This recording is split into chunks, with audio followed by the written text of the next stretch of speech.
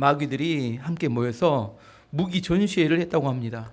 우아합니다. 진짜 마귀들이 모인 게 아니라 자신들이 어떤 무기로 사람들을 미혹했는지 어떻게 넘어뜨렸는지를 자랑하는 겁니다. 어떤 마귀가 자신은 탐욕으로 수천 명의 사람을 넘어뜨렸다고 자랑을 했습니다. 그랬더니 그 옆에 있는 마귀가 자신은 수군수군하는 루머를 퍼뜨려서 수만 명의 사람들을 넘어뜨렸다고 자랑했어요. 그랬더니 그 옆에 있던 마귀는 자신은 사람들을 교만하게 만들어서 수십만 명의 사람들을 넘어뜨렸다고 자랑을 했습니다. 근데 그 옆에 있던 마귀가 조용히 말하기를 자기는 수백만 명의 사람을 넘어뜨리는 무기가 있는데 그 수백만 명의 사람을 넘어뜨리는 무기는 낙심이다, 이렇게 말했다고 합니다. 성경을 보면 하나님께 크게 쓰임받았던 구약의 인물들 중에서 마귀의 낙심의 공격을 받지 않은 사람이 없었습니다. 하마터면 다들 넘어질 뻔 봤는데 간신히 벗어났어요. 몇 명을 예를 들어보면 첫 번째 엘리야 선지자, 왕비였던 그 당시 왕비였던 이세벨 왕비가 이렇게 협박을 했습니다. 내일까지 너를 죽이지 않으면 신께서 나에게 벌을 내리실 것이다. 뭐라고요? 반드시 너를 죽이겠다, 이렇게 협박을 했어요. 그 협박을 하게 되니까 엘리야 선지자가 크게 낙심하여서 하나님께 이렇게 이야기합니다. 이제는 더 이상 못 견디겠습니다. 차라리 저를 죽여주세요. 이렇게 하나님께 기도했습니다. 무슨 말이에요? 엘리야 선지자가 낙심했다는 이야기입니다. 두 번째 모세는 민수기 11장에 보면 이스라엘 백성들이 만나를 먹으면서 광야를 지나고 있었는데 매일처럼 만나만 먹으니까 만나에 물렸던 것 같아요. 너무 물리고 질려서 이제 더 이상 못 먹겠으니까 뭘 달라? 고기를 달라고. 이렇게 여러분도 고기 좋아하시죠? 고기를 달라고 떼를 썼어요. 그냥 떼를 쓴 게 아니라 고기를 안 준다고 매일처럼 모세의 텐트에 가서 우는 거예요. 여자들이 계속 우는 겁니다. 모세가 그 울음소리에 지쳐서 낙심하여서 하나님께 이렇게 기도합니다. 민수기 11장 11절부터 14절까지 말씀 보시면 모세가 여호와께 여짜오되 어찌하여 주께서 종을 괴롭게 하시나이까? 어찌하여 내게 주의 목전에서 은혜를 잊게 아니하시고 이 모든 백성을 내게 맡기사 내가 그 짐을 지게 하시나이까? 이 모든 백성을 내가 배웠나이까? 내가 그들을 낳았나이까? 어찌 주께서 내게 양육하는 아버지가 젖을 먹는 아이를 품듯 그들을 품에 품고 주께서 그들의 열조에게 맹세하신 땅으로 가라 하시나이까? 이 모든 백성에게 줄 고기를 내가 어디서 얻으리이까? 그들이 나를 향하여 울며 이르되 우리에게 고기를 주어 먹게 하라 하온즉 책임이 심히 중하나 나 혼자는 이 모든 백성을 감당할 수 없나이다. 원래 모세는 인내심이 매우 강한 사람이고 온유한 사람입니다. 그럼에도 불구하고 백성들의 원망과 불평에 지쳤습니다. 뭐라고 이야기하냐면 나 혼자는 이 모든 백성을 도저히 감당하기 어렵습니다. 뭐 했다는 이야기예요? 낙심했다는 이야기입니다. 세 번째는 다윗. 아들 압살롬이 사람들을 선동해서 반란을 일으켜서 다윗을 죽이려고 쫓아왔습니다. 다윗이 어쩔 수 없이 아들을 피해서 살기 위해서 도망을 쳤어요. 도망치면서 그의 심정을 기록했던 시편이 시편 42편입니다. 시편 42편 5절 말씀 보시면 이 말씀이 아닌데요. 4절 아니라 5절인데 5절 말씀 보시면 내 영혼아 내가 어찌하여 낙심하며 어찌하여 내 속에서 불안해하는가? 너는 하나님께 소망을 두라. 그가 나타나 도우심으로 말미암아 내가 여전히 찬송하리로다. 다윗은 어떤 강력한 적들이 나타났을 때도 두려워하지 않고 낙심하지 않았습니다. 근데 믿었던 아들이 배신을 하고 반란을 일으켰을 때 크게 낙심하였습니다. 네 번째는 에레미야 선지자. 에레미야 선지자는 하나님의 말씀을 받아서 백성들의 말씀을 전달하는 그런 일을 했습니다. 근데 말씀을 듣던 백성들이 에레미야 선지자를 조롱하고 핍박했어요. 에레미야 선지자가 하나님께 말합니다. 이제 더 이상 내가 말씀을 못 전하겠습니다. 이 백성에게 하나님의 말씀을 전하면 말씀을 받아들인 게 아니라 조롱하고 비웃고 핍박하니까 저 같은 목사가 이제 설교를 그만하겠다는 이야기입니다. 너무 이 백성들이 말씀을 듣는 게 아니라 조롱하고 비웃으니까. 에레미야 20장 8절 9절 말씀 보시면 내가 말할 때마다 외치며 파멸과 멸망을 선포함으로 여호와의 말씀으로 말미암아 내가 종일토록 치욕과 모욕거리가 됨이니이다. 내가 다시는 여호와를 선포하지 아니하며 그의 이름으로 말하지 아니하리라 하면 나의 마음이 불붙는 것 같아서 골수에 사무치니 답답하여 견딜 수 없나이다. 이제 더 이상 에리야 선지자가 말씀 전하지 않겠다고 결심을 했는데 하나님의 말씀이 마음에 임하게 되면 이게 심장이 터질 듯하게 전하고 싶어서 견딜 수가 없이 뜨거워지니까 어쩔 수 없이 또 나가서 전하면 또 욕먹고 온다는 겁니다.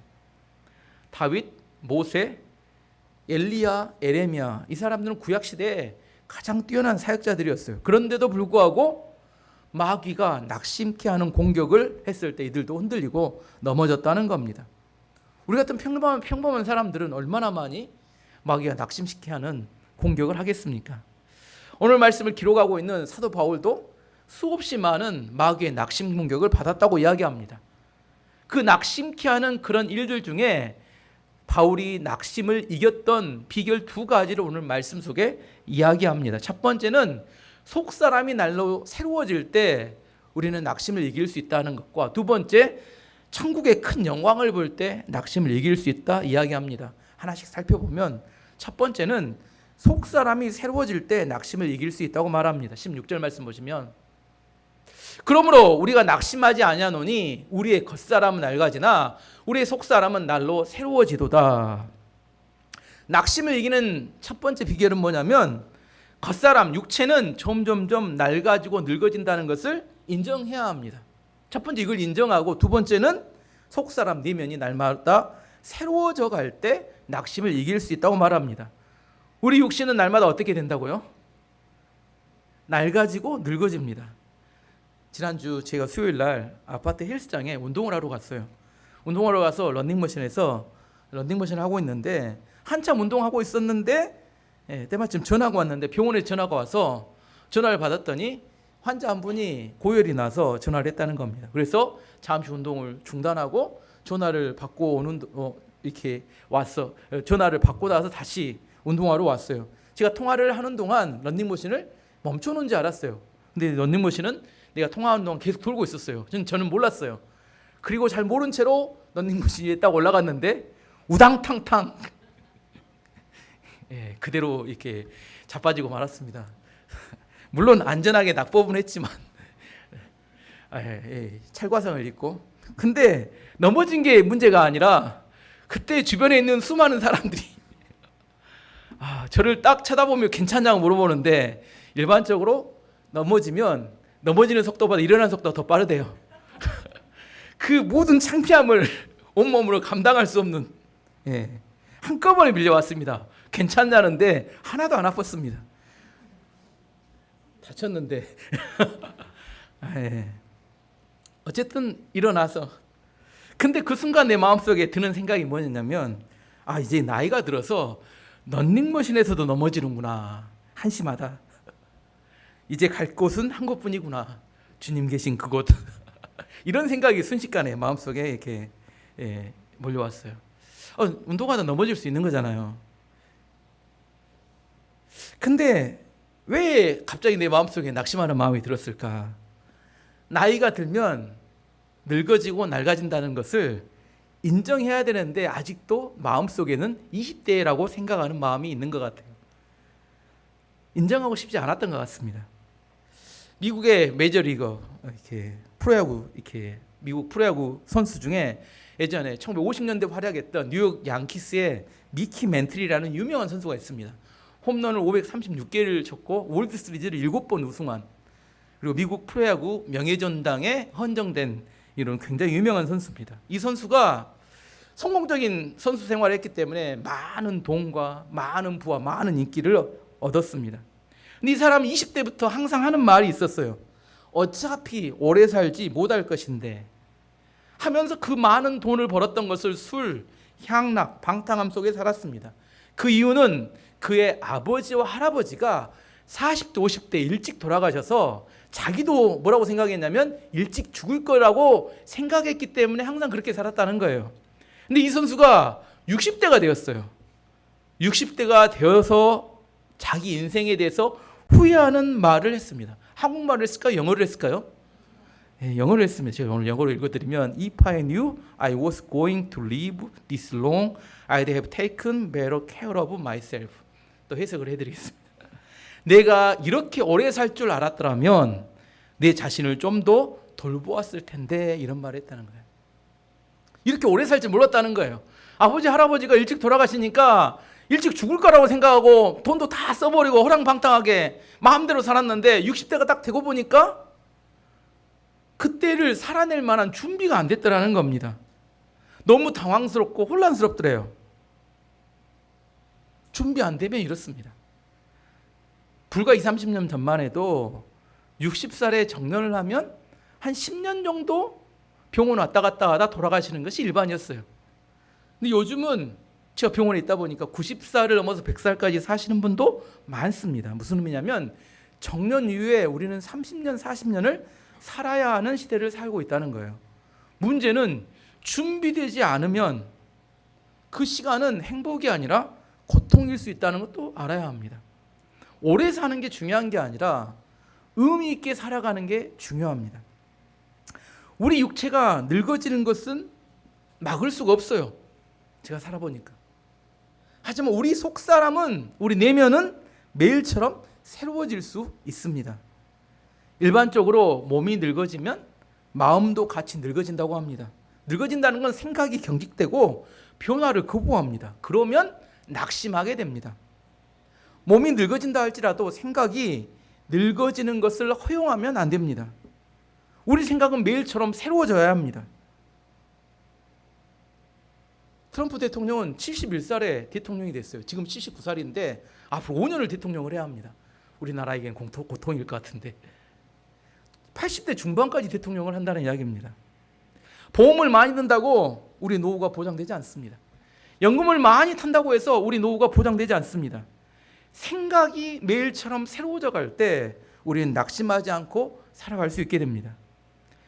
2000년대, 2010년대 활약했던 그 러시아의 여자 테니스 유명한 선수가 마리아 샤라포바라는 선수가 있습니다. 이 샤라포바 선수는 남자들이 좋아요. 왜냐하면 얼굴이 너무 예쁘게 생겼어요. 그리고 키가 188입니다. 188에서 아래로 내리꽂는 그 서브가 강력합니다. 그리고 실수를 두려워하지 않고 굉장히 공격적인 플레이를 하기 때문에 많은 팬들이 있었는데 남자 팬들이 많았습니다. 그리고 실력이 좋았기 때문에 테니스는 5개 메이저 대회가 있는데 그것을 다 우승한 선수를 그랜드슬램이라고 합니다. 지금까지 10명의 선수만 그랜드슬램을 했는데 이 선수가 그 중에 한 명입니다. 샤라포바 선수가. 근데 이 선수에게도 슬럼프가 찾아왔어요. 2010년에 슬럼프가 와서 세계 랭킹이 18위까지 밀렸습니다. 근데 나이키에서 2010년에 이 샤라포바 선수와 8년 계약으로 7천만 달러, 1,000억의 광고 계약을 맺었습니다. 그때 많은 사람들이 의아하게 생각했어요. 왜 세계 랭킹 1위 선수와 계약을 하지 않고 18위 선수와 샤라포바와 장기 계약을 했느냐 물어봤습니다. 그때 나이키가 대답했던 대답이 이런 겁니다. 프로 선수를 평가하는 기준은 3가지가 있다. 그걸 3P라고 합니다. 첫 번째는 퍼포먼스. 퍼포먼스는 우리말로 해석하면 경기에서 보여주는 활약을 말하는데 쉽게 말하면 성적입니다. 얼마나 좋은 성적을 내는지. 두 번째는 퍼스널리티. 퍼스널리티는 독창성입니다. 그 사람이 가지고 있는 특징. 우리말로 해석하면 개성이나 매력 정도 될 것 같아요. 세 번째는 퓨리티. 순수성, 그다음에 깨끗함. 그 사람이 얼마나 깨끗한지. 3가지. 퍼포먼스, 퍼스널리티, 퓨리티. 얼마나 실력이 좋은지. 두 번째는 얼마나 매력이 있는지. 세 번째는 그 사람이 얼마나 순수한지. 이 3가지를 가지고 스타성을 평가한다는 겁니다. 아무리 실력이 좋아도 최고의 스타는 될 수 없어요. 인물이 되기를 원한다. 내가 인물이 되기를 원한다. 그러면 3가지를 갖춰야 합니다. 우리 자녀를 인물로 만들기를 원한다. 그러면 뭐예요? 3가지를 갖추도록 하면 인물이 될 수 있습니다. 그런데 세 번째 나오는 순수함. 순수함은 어디서 나오는 걸까? 순수함은 사람이 고난을 통과할 때 얻어지는 성품이라고 합니다. 예를 들어 어떤 사람이 능력이 좋아요. 그런데 은큼해. 순수성이 이렇게 결여되면 어느 정도까지는 성장하지만 아무리 실력이 좋아도 그 이상을 뛰어넘을 수가 없다고 합니다. 왜 하나님께서 성경에 나오는 여러 인물들, 하나님께 쓰시는 사람들을 어렵고 힘든 고난의 과정을 거치게 하셨을까? 바로 순수하게 만들기 위해서입니다. 순수하게 만든다는 것은 그 사람에게서 불필요한 덕지덕지 붙어있는 것들을 다 제거하는 시간입니다. 수요예배 때도 그것을 저는 단순함이라고 했습니다. 단순함이 능력입니다. 어떤 사람을 보면 이것저것 하느라 정신없어요. 바쁩니다. 대단한 일을 하는 것 같은데 뭐가 없어요? 열매가 없어요. 왜냐하면 단순함과 순수함의 훈련을 받지 못했기 때문입니다. 자기가 꼭 붙들어야 하는 것과 버려야 할 것을 구분하지 못하기 때문입니다. 애플, 우리가 본 아이폰, 아이패드 만들었던 창업자인 스티브 잡스. 애플의 디자인의 핵심은 단순함이라고 이야기합니다. 10년 동안, 10여 년 동안 스티브 잡스와 함께 애플의 광고를 담당했던 켄 시갈이라는 사람이 있는데 그 사람이 쓴 책 제목이 뭐냐면 Insanely Simple입니다. Insanely란 무슨 말이냐면 여러 의미가 있는데 미친 듯한, 과도한, 말도 안 되는 이런 의미가 insane입니다. 근데 단순하게, 말도 안 되게 단순하게, 이게 그 책 제목인데 뭐라고 부제로 붙여놨냐면 애플을 성공으로 이끈 집착, 이렇게 애플이 성공으로 이끌었던 집착이 뭐냐면 단순함이에요. 단순함. 애플 핸드폰, 아이폰을 보면 홈 버튼도 없어버립니다. 그냥 액정만 딱 가운데. 할 수만 있으면 단순하게. 이게 애플의 성공의 비결이었다, 그렇게 이야기합니다. 무엇이 우리를 순수하고 단순하게 만든다고요? 무엇이? 고난이 우리를 단순하고 순수하게 만듭니다. 단순함이 능력입니다. 제가 지난 수요일날 주일날 울긋불긋 옷 안 입고 올 거라고 내가 말씀드렸는데 단순함이 능력입니다. 큰 대양을 횡단하는 배들이 큰 폭풍을 만나게 되면 난파될 위기에 처하게 되면 가장 먼저 하는 것이 배를 가볍게 하는 거라고 합니다. 배를 가볍게 하기 위해서 배 안에 있는 모든 물건들을 바다로 던진대요. 근데 바다로 던지는 물건 중에 귀한 것들이 많이 있다는 겁니다. 귀한 건데 왜 버릴까요? 귀한 건데 왜 버려요? 일단 살고 봐야 되기 때문에. 살아남은 다음에 귀한 것이 있는 거지, 죽어버리면 귀한 것이 아무런 의미가 없기 때문에. 근데 바다에 그 귀한 것들을, 물건들을 던질 때 뭘 깨닫냐면 진짜 중요했던 것과 중요하다고 생각했는데 중요하지 않았던 것들을 구분하게 된다고 합니다. 내가 그것들을 다 버릴 때, 죽음의 위기에 처하게 되면 사람이 단순해집니다. 그리고 더 큰 고난이 크면 클수록 훨씬 더 단순해진다고 합니다. 왜요? 진짜 중요한 게 무엇인지 분명히 알게 되기 때문입니다. 정말 우리 인생에서 중요한 것들을 깨닫게 되면 그때부터는 속사람이 매일처럼 새로워집니다. 왜냐하면 불필요한 것들에 신경 쓰지 않고 그런 것들에 마음 쓰는 것을 내려놓기 때문입니다. 왜 낙심하느냐? 불필요한 것들을 붙잡고 싶은 마음 때문에, 그 욕심 때문에 우리 안에 낙심하게 됩니다.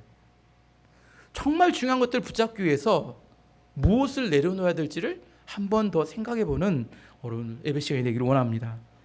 두 번째는 천국의 영광을 볼 때 낙심을 이길 수 있다고 이야기합니다. 17절 말씀 보시면 우리가 잠시 받는 환난에 경한 것이 지극히 크고 영원한 영광에 중요한 것을 우리에게 이루게 함이니, 사도 바울이 이 땅에서 고난을 통과하면서 순수해지고 깨닫게 되는 것이 천국의 영광이라고 말합니다. 제 이야기입니다. 제가 젊었을 때 사람이 죽는다. 저는 교회에서도 사람이 죽는다는 이야기를 듣고, 또 병원에 의대를 다녔기 때문에 학교를 가도 사람이 죽는다, 그다음에 뭐 실습하면 죽는 이야기를 많이 봅니다. 사람이 죽는다 이야기 들으면 내 마음속에 그래 사람이 죽지 인정하는데 그 뒤에 뭐라고 하냐, 나는 안 죽지, 이런 생각을 해요. 여러분도 비슷해요. 젊었을 때는 죽는 생각 한 번도 안 해봤던 것 같아요. 인생은 공수래 공수거다, 빈손으로 빈손으로 간다, 성경에 나온 이야기입니다. 그 이야기를 들으면 뭐라면, 그래 맞아, 공수래 공수거지, 근데 나는 안 죽지. 제 마음속에 드는 생각이 나는 안 죽지. 천국의 영광을 이야기합니다. 그러면 이런 생각을 했어요. 그게 뭐가 중요해? 지금 이 땅에서 잘 사는 게 중요하지, 이런 생각을 해요. 그런데 큰 병에 걸려서 병원에 입원하게 되면 미키 멘트리와 같은 생각을 하게 됩니다. 그때 잘 준비해서 살았어야 했는데, 정신없이 살다 보니까 천국에 갈 믿음도 준비가 안 됐고 하나님 앞에 설 용기도 별로 없는 겁니다. 저는 매주 환자들이 이렇게 죽어가는 모습을 봅니다. 사람이 죽을 때 외로워요. 잘 모르실 수 있는데 어느 누구도 죽어가는 사람과 함께 해주지 않습니다. 병원에는 의사도 있고 간호사도 있고 간병사도 있고 사람들이 많이 있을 것 같은데 다 뭐 하느라고 바쁘냐면 자기 일하느라고 바쁘지 그 환자가 죽어가는 과정을 옆에서 함께 해주지는 않습니다. 외롭게 인생을 마감하는 중에 함께 마음을 나누어 줄 수 있는 분은 예수님 뿐입니다. 저도 젊었을 때 예수님께서 제 삶을 간섭하면 간섭하는 게 싫었습니다. 저도 제 하고 싶은 대로 살고 싶었어요. 하지만 하나님 앞에 서야 될 때 내 옆에서 나를 지지해주고 나와 함께 해줄 수 있는 분은 예수님 한 분뿐입니다. 어느 누구도 함께 해주지 못해요. 18절에 이렇게 이야기합니다. 우리가 주목하는 것은 보이는 것이 아니요 보이지 않는 것이니 보이는 것은 잠깐이요 보이지 않는 것은 영원함이라. 바울의 삶에 많은 고난과 어려움이 있음에도 불구하고 그가 그 고난을 감내하고 복음을 전하기 위해 살았던 이유는 지금 눈에 보이는 것은 잠깐이고 보이지 않는 영원한 천국을 보았기 때문입니다. 천국에 대한 믿음이 있는 사람들은 이 땅에 있는 일들로 인해서 낙심하지 않습니다. 어떤 학교에서 학부모, 초등학교겠죠. 청간 수업을 했다고 합니다. 그런데 부모들이 보니까 아이들이 너무 적극적으로 수업에 잘 참여하는 겁니다. 선생님이 질문을 하면 저요 모든 학생들이 수명이면 수명 모두 다 저요 손을 들고 선생님이 너 대답해봐 하면 대답을 너무 잘하더래요. 비결은 뭘까? 선생님이 수업 전에 학생들과 이야기를 했습니다. 선생님이 질문하면 무조건 손을 들고 저요 해라. 하지만 그 답을 아는 애들은 오른손을 들고 답을 모르면 왼손을 들어라. 아시겠죠? 다 손을 들었어요. 저요. 근데 선생님이 어떤 애들에게만 질문해요? 물어봐요. 오른손 드는 애들만 딱 물어보니까 다 대답을 유창하게 다 잘하는 겁니다. 우리 이 땅을 살아가면서 모든 걸 다 알 수도 없고 모든 걸 다 잘할 수 없습니다. 하지만 중요한 것은 정말 핵심적이고 우리 안에 꼭 필요한 것, 그것을 붙들 줄 알아야 합니다.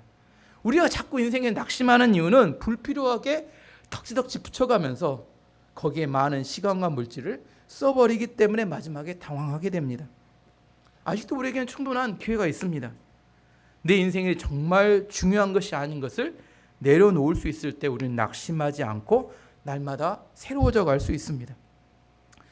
낙심하지 않을 수 있는 비결은 우리 안에 우리의 몸은 낡아져 가지만 우리의 마음이 매일처럼 새로워져 가야 합니다. 과거에 있었던 은혜 받은 것들, 과거의 내 영광과 내 과거에 있었던 그것으로 오늘 현재를 새롭게 할 수 없고 오늘 현재를 낙심하지 않게 만들 수 없습니다. 오늘 내 마음이 새로워지지 않으면 오늘 예배를 드리는 이 순간 성령이 오셔서 내 마음 가운데 충만하게 하지 않으면 오늘 내 마음속에 새로운 비전과 희망이 내 안에 솟지 않으면 오늘 주어진 현실 가운데 우리는 낙심할 수밖에 없어요. 나가시면 얼마나 고민거리가 많습니까? 그 많은 낙심을 하게 만드는 사단의 공격을 이길 수 있는 비결은 오늘 내 마음이 새로워져야 합니다. 매일처럼 새로워져 갈 때 우리는 어떤 환경과 어려움 속에서도 이겨낼 수 있고 우리는 그것을 이겨내고 새로운 열매를 맺어갈 수 있게 됩니다. 자발적으로 하지 않으면 하나님께서 억지로 고난을 통해서 우리를 변화시켜 가십니다. 어차피 변화되게 돼 있습니다. 억지로 하느냐 자발적으로 하느냐의 차이일 뿐입니다. 이번 한 주도 마음을 새롭게 함으로 낙심하지 않고 기쁨과 감사로 승리하는 한 주가 되시기를 축원합니다. 이제 함께 같이 기도하도록 하겠습니다. 이제 기도할 때